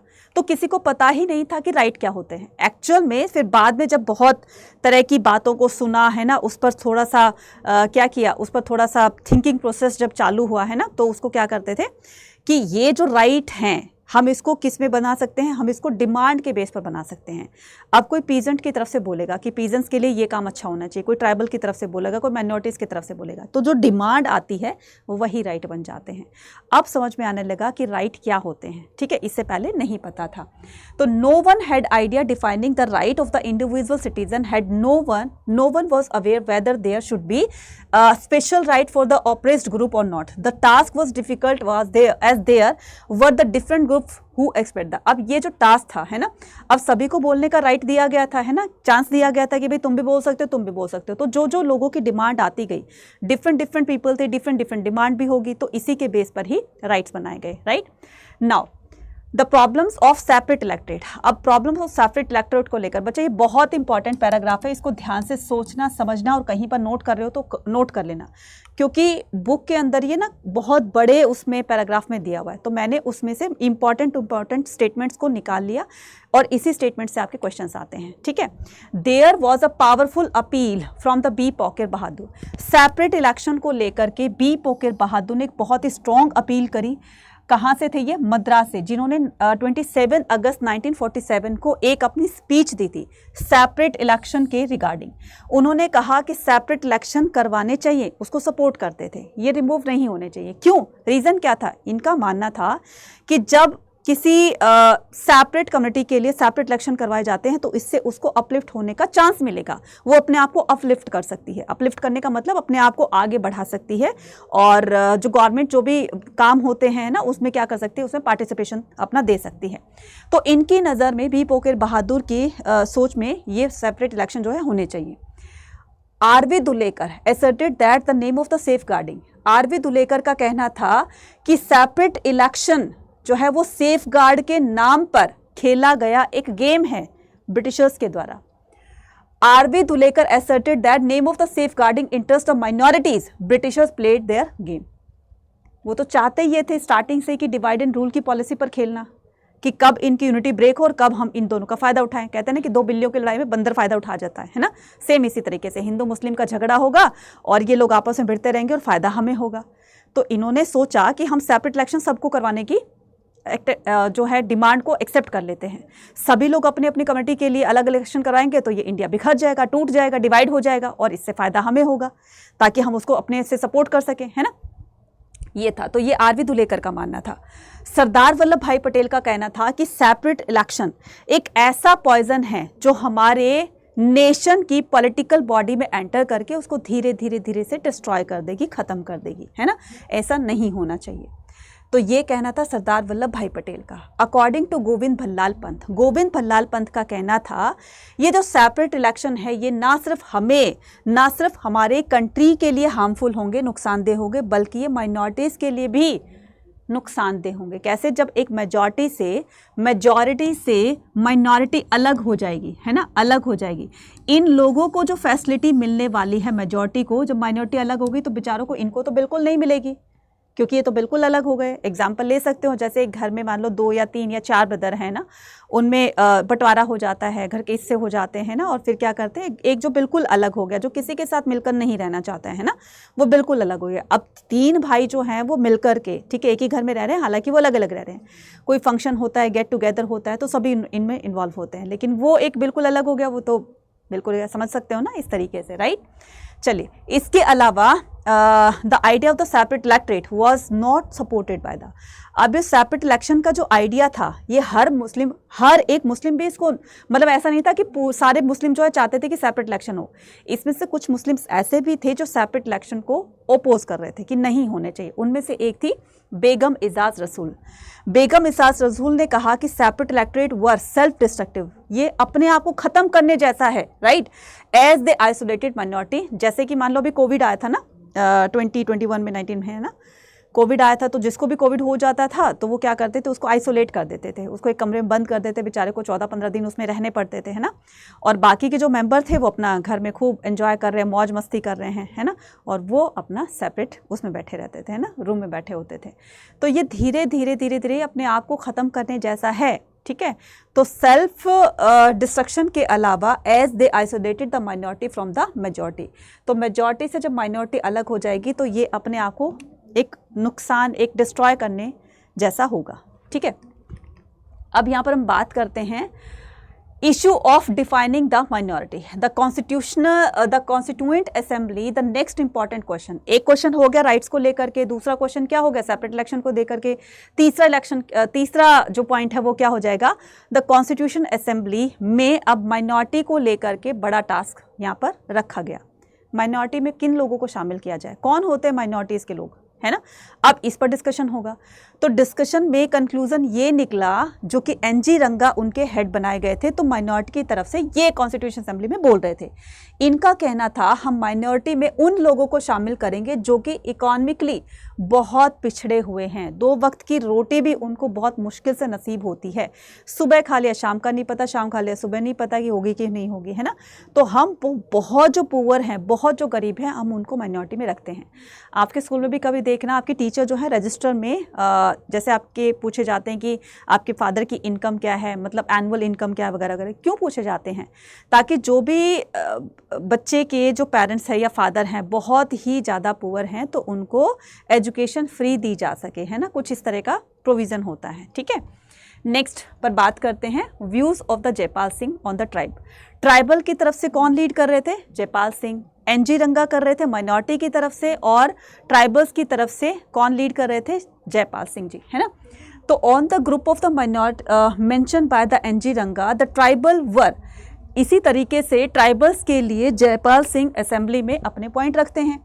He talk about the protection of the tribes and ensure that the condition would be bring tribes to level up the general population। बहुत सालों से ये जनरल पॉपुलेशन वाले लोग इनको बेकार समझते हैं। ठीक है, जो भी जंगलों में रहते हैं, जो भी पिछड़ी हुई जातियां हैं, तो उनके साथ बहुत उनका मजाक उड़ाना, ये करना वो करना, तो उनको बहुत ही पिछड़ा हुआ समझा जाता है। इसका भी एक रीज़न है। रीज़न क्या है?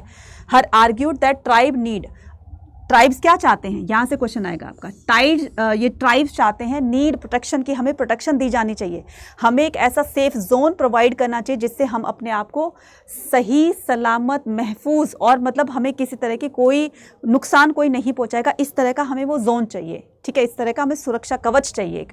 As the society did not treat them equally due to their, अगर मान लो सोसाइटी में उनको कोई इक्वली ट्रीट नहीं करता है, तो वो उसके बिहाफ पर अपनी बात को आगे रख सकते हैं। ठीक है, जैसे मान लो किसी ट्राइबल पीपल का मजाक उड़ाया किसी अदर पर्सन ने, है ना, जो कि जनरल कैटेगरी से, वो कहेगा कि यार तुम बहुत बेकार हो, नहाते नहीं हो, नहाते तो हो ना आप, हाँ नहाते नहीं हो, स्मेल आ रही है तुम्हारी, ये दो कपड़े हैं ये कितने गंदे हैं, है ना, तुम्हारा खाना कितना गंदा है, तुम कितने गंदे से रहते हो, है ना। और कुछ भी उसके ऊपर टोंटिंग वे में कुछ भी उस पर मजाक उड़ा दे, कुछ भी बात बोल दी। अब मान लो उसको वो बात बुरी लग गई, अब वो किसके बिहाफ पर, जब तक उसको वो राइट नहीं दिए जाएंगे तो वो बोल ही नहीं सकता आगे, वो तो चुपचाप सुनकर और बैठ जाएगा। लेकिन अगर उसको राइट दिए जाए कि अगर तुम्हें कोई ऐसा बोलता है तो आप उसके खिलाफ जो है वो उसके अगेंस्ट आप एक्शन ले सकते हो, ये राइट जब गवर्नमेंट किसी को दे देती है तो उसके बिहाफ पर वो उसके लिए जो भी उसको बोल रहा है उसके प्रति वो एक्शन ले सकता है। अब ये वाला राइट चाहिए था ट्राइबल्स को। ठीक है, अब समझ गए हो। ठीक है, Singh demand the reservation of the seat in the legislature instead of the separate electorate to allow the tribals to represent themselves, ताकि वो अपने आप को रिप्रेजेंट कर सके जनरल पॉपुलेशन के कंपैरेटिवली। ठीक है, नाउ अब हम बात करते हैं issue of right of the depressed class. अब एक और यहाँ पर कमेटी आती है, डिप्रेस्ड क्लास पीपल।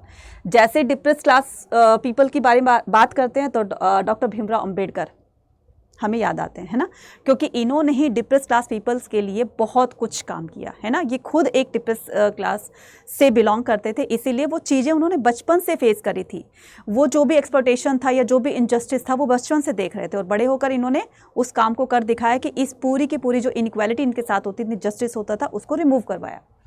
तो B.R. Ambedkar had demanded a separate electorate for the depressed class. तो इन्होंने जब नेशनल मूवमेंट चल रहे थे तो तभी इन्होंने सेपरेट इलेक्शन की डिमांड को रख दिया था। ठीक है, but Gandhi ji oppose that, doing so they will be isolated from the, फिर गांधी जी के समझाने पर ये उस बात को समझ जाते हैं, अपना सेपरेट इलेक्शन बंद करवा देते हैं, लेकिन रिजर्वेशन उनको देते हैं। जे नागप्पा जो कि मद्रास से थे, ये कौन है? ये हैं जे नागप्पा जो कि मद्रास से थे। Depress caste have been suffering not due to their numerical. Depress class के लोग ना सिर्फ अपने संख्या में कम होने के जैसे इनको पिछड़ा समझा जाता है, बल्कि इनकी कुछ ऐसी भी बातें हैं जिसकी वजह से लोग इनको पिछड़ा हुआ समझते हैं। For example lack of education में बिल्कुल भी इंटरेस्ट नहीं रखते थे, तो हम इनको कुछ ऐसा लालच दें जिसकी वजह से ये क्या करें, जिसकी वजह से ये, मतलब लालच तो नहीं कहूँगी, ऐसा कुछ इनके लिए कुछ प्रोविज़न रखते हैं, कुछ प्रोसीजर उसे मेंशन किए जाते हैं जिसकी वजह से वो अपने आप को आगे ला सके। फिर से ये क्या करते हैं कि भाई इनके लिए सेपरेट इलेक्शन हम नहीं करवाएंगे लेकिन रिजर्वेशन करा देते हैं। अब रिजर्वेशन का देखो फंडा देखो, मान लो किसी कैंडिडेट के 100 में से 45% आते हैं या 40% आते हैं और वो कैंडिडेट एसटी या एससी से बिलोंग करता है। वहीं जनरल कैटेगरी के जो स्टूडेंट होते हैं, मान लो 100% में से, ठीक है, 90 या 95% या 100% भी लिया है, ठीक है। अब इनको इस यहाँ तक पहुँचने के लिए इनको पढ़ाई में, मान लो इनको किसी यूनिवर्सिटी में, इनको किसी गवर्नमेंट इंस्टीट्यूशन में या गवर्नमेंट जॉब पानी है, एक इनकी लिमिट रख दी जाएगी। जो भी इस लिमिट को क्रॉस करेगा या यहाँ तक पहुँचेगा तो इनको गवर्नमेंट जॉब मिल जाएगी। अब ये उस लिमिट तक पहुँचने के लिए पढ़ाई करेंगे, है ना, तो साथ साथ में इनकी एजुकेशन का जो लेवल है वो भी थोड़ा थोड़ा धीरे धीरे अपलिफ्ट होगा और साथ साथ में ये भी क्या करेंगे, गवर्नमेंट के कामों में पार्टिसिपेशन अपने देंगे। तो ये इनके लिए रिजर्वेशन का पूरा फंडा इस विचार से, इस सोच समझ से रखा गया ताकि ये लोग भी पढ़ें और फिर ये आगे आकर के अपनी बात को रख सके, ठीक है। नेक्स्ट आता है हमारे पास recommendation by the constitution assembly. Ambedkar gave up the demand separate elected after the violence partition. Finally, Constitution recommended. Finally, Constitution क्या रिकमेंड करता है कि अनटचेबिलिटी शुड बी अबॉलिश, कि अब जो है वो जाति पाति के आधार पर जो भेदभाव किया जाता था अब वो नहीं किया जाना चाहिए। दूसरा कहता है कि हिंदू टेम्पल सभी कास्ट के लोगों के लिए ओपन होने चाहिए।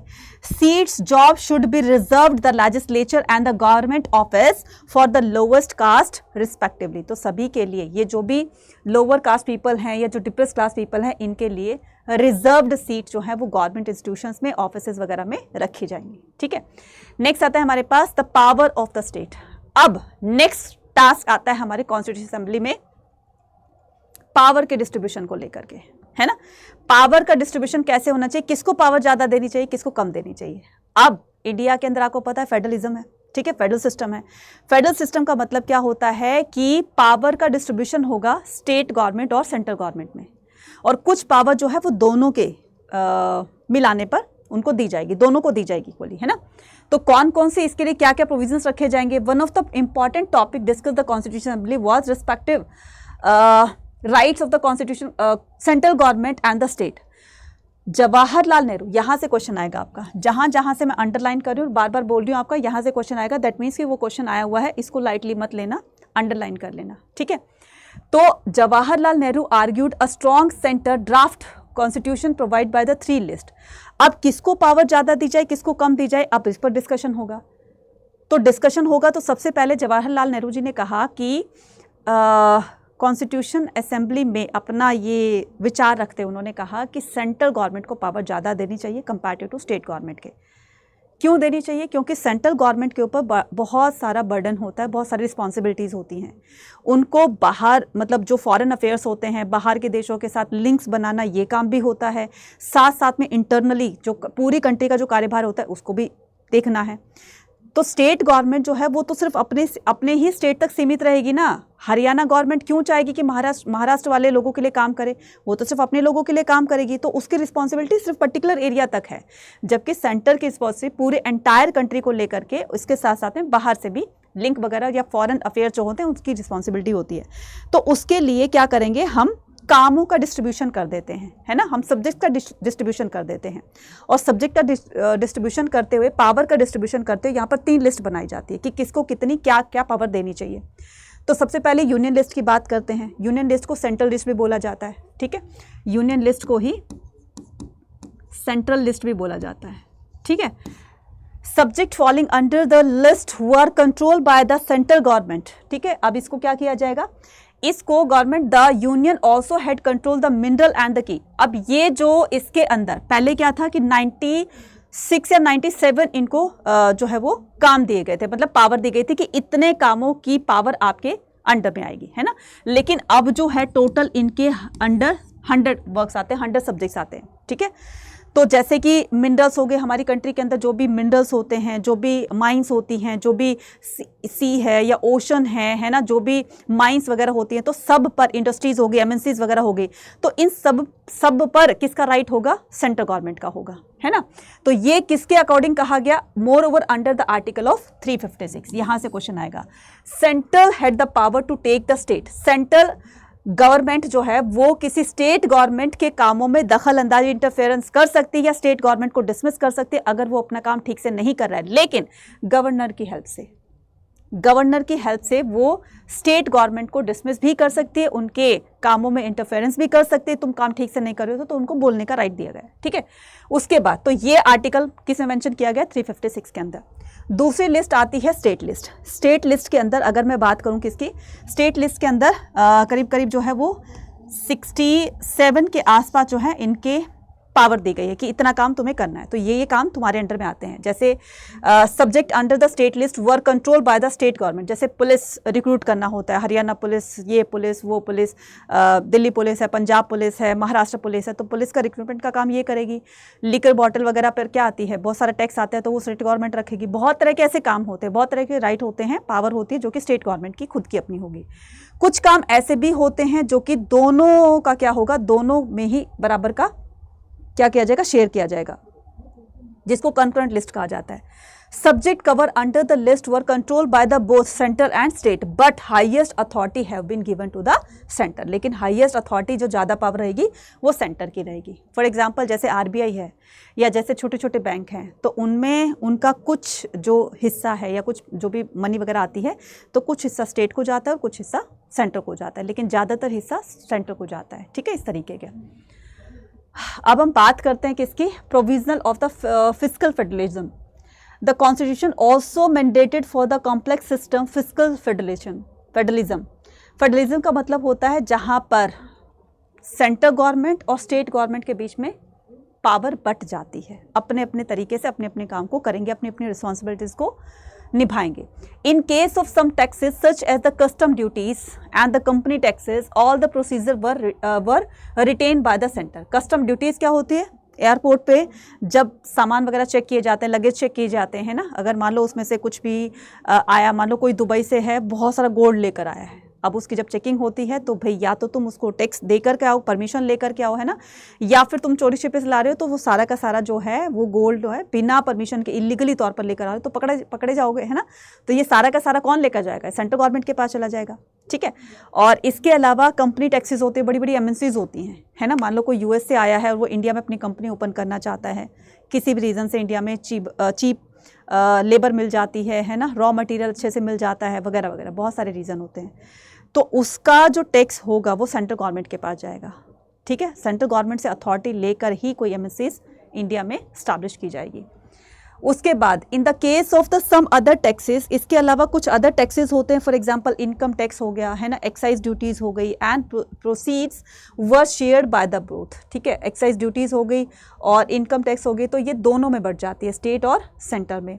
But income from the other taxes, लेकिन दूसरे टैक्सेस से इनकी जो इनकम होती है वो स्टेट गवर्नमेंट की होगी। फॉर एग्जाम्पल लिकर बॉटल्स हैं, है ना, शराब की जो दुकानें होती हैं, तो उसका पूरा का पूरा प्रॉफिट सेंटर को नहीं जाता, स्टेट को जाता है। तो स्टेट गवर्नमेंट का मैक्सिमम जो इनकम होती है वो लिकर बॉटल से होती है ना, ये तो आप जानते होंगे, राइट। इसके अलावा स्टेट ड्यूटी होती है ना, जो लैंड टैक्स होता है, रेवेन्यू टैक्स होता है, वगैरह वगैरह, वो सारा का सारा स्टेट गवर्नमेंट के पास जाता है, ठीक है। नेक्स्ट आता है हमारे पास क्या, नेक्स्ट आता है लैंग्वेज ऑफ द नेशन। अब सबसे बड़ा टास्क एक और आता है लैंग्वेज को लेकर के। देखो एक के बाद एक कैसे कैसे जो है वो टास्क पे टास्क जो है वो सॉल्व किए जा रहे हैं, ये भी हो सकता है, ये भी हो सकता है, ये भी हो सकता है, तो एक एक करके सभी का सॉल्यूशन जो है वो हमारे कॉन्स्टिट्यूशन में सॉल्यूशन निकाल करके उसको मेंशन किया जा रहा है। अब बात आती है लैंग्वेज की, भाई हमारे नेशन की लैंग्वेज क्या होने चाहिए। 1930 तक कांग्रेस एक्सेप्ट करती है कि हमारे नेशनल लैंग्वेज जो है हिंदुस्तानी होनी चाहिए, जो कि महात्मा गांधी इसके एक स्ट्रॉन्ग सपोर्टर थे। महात्मा गांधी का कहना था कि इंडिया के अंदर हिंदी बोलने वाले और उर्दू बोलने वाले दोनों स्पीकर्स रहते हैं, ज़्यादातर यही लोग रहते हैं, है ना, क्योंकि मुगल काल से ही ये जो मुस्लिम लोग थे जो उर्दू वगैरह बोलते थे ये बोलते हैं। तो इंडिया के अंदर इन्हीं दो कम्युनिटीज़ की मेजॉरिटी ज़्यादा है, इसलिए दोनों का कॉम्बिनेशन जो है वो हिंदुस्तानी है। इस दोनों के कॉम्बिनेशन में हिंदी प्लस उर्दू, इन दोनों को मिला करके हिंदुस्तानी बनाई गई है। तो गांधी जी ने बोला कि हिंदुस्तानी हमारी नेशनल लैंग्वेज होनी चाहिए, और इसको कांग्रेस लीडर ने भी सपोर्ट किया, एक्सेप्ट कर लिया, ठीक है। तो उसके बाद क्या होता है, was the popular language of the large section of the people India and it was the composite language enriched by the interaction the diverse culture. और यही एक ऐसी लैंग्वेज होगी जिसको मोर देन 50% 70% लोग बोलते हैं, और ये medium of exchange are thinkings, ठीक है। तो ये हमारी सोच को एक दूसरे के सामने प्रस्तुत करने का एक जरिया होगा, इसलिए वो लैंग्वेज हम चूज करेंगे जिसमें मेजॉरिटी ज़्यादा लगती है, ठीक है, और वो हिंदुस्तानी थी, राइट। लेकिन यहाँ पर सभी लोग हिंदी को थोड़ी ना एक्सेप्ट करेंगे, सभी लोग हिंदुस्तानी को थोड़ी ना एक्सेप्ट करेंगे। On one the earliest session of the constitution assembly RV. Dhulekar, जो कि कांग्रेस मैन थे from the United provinces, United provinces मतलब आज का ये यूपी, पहले इसको यूनाइटेड प्रोविंसेस कहा जाता था, आज उत्तर प्रदेश कहते हैं। Made an aggressive plea for the, इन्होंने सबसे स्ट्रॉन्ग अपील करी हिंदी के लिए। B use language the constitution making, हम अपना कॉन्स्टिट्यूशन जो मेक कर रहे हैं, बना रहे हैं, उसकी लैंग्वेज हिंदी होनी चाहिए। ये किसने स्टेटमेंट दी, ये बातें किसकी थी, ये बातें थी आर.वी. धुलेकर की। When told that even in the Constitution Assembly knew the language, ठीक है, उन्होंने क्या कहा, when told that not everyone in the assembly knew the, उन्होंने कहा कि जो भी कोई इस असेंबली में मौजूद हैं, अगर उनको हिंदी नहीं आती है या वो हिंदी को अपोज कर रहे हैं, लानत है उन पर, शर्म आनी चाहिए उनको। हिंदू होते मतलब इंडिया में रहते हो, भारत में रहते हो, तुम्हें हिंदी नहीं आती तो बेटर है कॉन्स्टिट्यूशन को बनाने में अगर तुम हिंदी का यूज़ नहीं कर रहे हो, अगर तुम हिंदी को अपोज कर रहे हो तो बेटर है कि तुम यहाँ से बाहर निकल जाओ, ठीक है। तो assembly new the language, Dhulekar reported that the people who are present in this house to fashion the constitution for the India, जो इंडिया के कॉन्स्टिट्यूशन बनाने का दावा कर रहे हैं और वो हिंदुस्तानी, ठीक है, do not the Hindustani are not worthy to be member, Hindustani मतलब हिंदी, ठीक है, और जो हिंदी को नहीं जानते हैं, ठीक है, जो हिंदी बोलना नहीं जानते हैं, बेटर टू लिव, वो बेटर होगा कि वो इसको असेंबली को छोड़कर चले जाएं, वो कॉन्स्टिट्यूशन बनाने के लायक नहीं है, ठीक है। तो इनकी इस स्टेटमेंट में पूरी असेंबली के अंदर एक तूफान ला दिया था। ऑलमोस्ट 3 ईयर लेटर 13 सितंबर 1949 को Dhulekar speech the language of the nation once again sparked off a huge storm, एक बहुत बड़ा तूफान लेकर आती है ये statement by now the language committee. इसके लिए फिर एक लैंग्वेज कमेटी का गठन किया जाता है, एक और कमेटी बनाई जाएगी, उनमें तो कोई कमेटी थी नहीं जो अभी हमने सारी कमेटीज पढ़ी, एक लैंग्वेज कमेटी बनाई जाएगी इसके सॉल्यूशन के लिए। और लैंग्वेज कमेटी का जो डिसीजन होगा वो देखो क्या होगा। लैंग्वेज कमेटी कहेगी constitution had produce it report and head through the compromise formula, तो ये एक फार्मूला तैयार करेगी। उस फार्मूले को तैयार करते हुए ये सभी चीज़ को, सभी लोगों की डिमांड को मद्देनज़र रखते हुए या दिमाग में रखते हुए ये करेगी कि भाई इंग्लिश होनी चाहिए, हिंदी होनी चाहिए और एक रीजनल लैंग्वेज होनी चाहिए। तो इंडिया के इंडिपेंडेंट होने के बाद पहले 15 ईयर तक हमारे जो काम वगैरह होंगे वो इंग्लिश में होंगे, ठीक है। फिर धीरे धीरे, लेकिन अगर यहाँ पर कोई अपनी मर्जी से चाहता है कि इंग्लिश नहीं चाहता कि हम हिंदी करना चाहते हैं, वो हिंदी में भी कर सकता है, ठीक है। और साथ में रीजनल लोगों के लिए जो अपोज कर रहे थे हिंदी को कि यार तुम हिंदी को बार बार हम पर इम्पोज करने का मतलब होता है ज़बरदस्ती थोपना किसी चीज़ को। तो भाई हम तो अपनी जो हमारी मदर टंग है हम उससे बिल्कुल अलग हो जाएंगे। हमारे जो बच्चे होंगे या फिर जो भी हमारे स्कूल में बच्चे पढ़ते हैं वो तो अपनी मदर टंग से बिल्कुल अलग हो जाएंगे, पता ही नहीं चलेगा कि उनको उनकी मदर टंग क्या है। तो आप हिंदी को इस तरह से अपोज मत कीजिए, है ना। तो Durga by inform that the house of the opposition, Durga by की रिपोर्ट के अनुसार, दुर्गा बाई एक रिपोर्ट तैयार करती हैं कि वो कहती है कि साउथ में लोग बहुत ज़्यादा हिंदी को अपोज कर रहे हैं। वो कहते हैं कि अगर हम हिंदी ही बोलेंगे तो हमारे जो भी स्कूल कॉलेजेस या जो भी रीजनल लैंग्वेज है उससे हम बिल्कुल हट जाएंगे, वो बिल्कुल कट हो जाएगी, है ना। तो आप ऐसा ना कीजिए। तो Durga by the house of the opposition in the south against the Hindi was very strong.